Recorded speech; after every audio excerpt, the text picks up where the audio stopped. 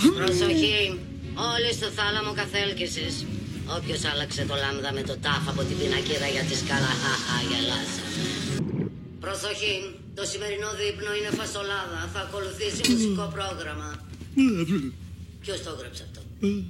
Πάκαρτ, συναγερμός! Πήρε τη βαλίτσα. Χρυσή μου άκου. Δεν νομίζω να γυρίσει. Πάκαρτ! Θα σε πάρω αργότερα. Όχι, όχι, θα σε πάρω. Οι ελπίδες μας για να γλιτώσουμε βασίζονται σε εσάς, κύριε Θάτς. Σε εσάς και στο βιβλίο σας. Είμαστε νεκροί. Λοιπόν, παιδιά, ξεκινάμε. Ξεχάσατε τις πιτζαμούλες σας? Κοιμάμαι γυμνή. Φρόντισε να φορέσεις αυτά. Υπνοβατή. Το μάγμα έχει πετρώσει στα έγκατα του ηφαιστείου και έφραξε την έξοδο. Τα ίδια παθαίνω κι εγώ άμα τρώω τουρσί. Καλά, κουφάθηκα. Θα το με αναγκάσεις. Δεν θα χαλάσει, θα το φυλάξω αύριο, μεθαύριο και βάλε. Αυτό όχι, αλλά θα χαλάσει το στομάχι μου.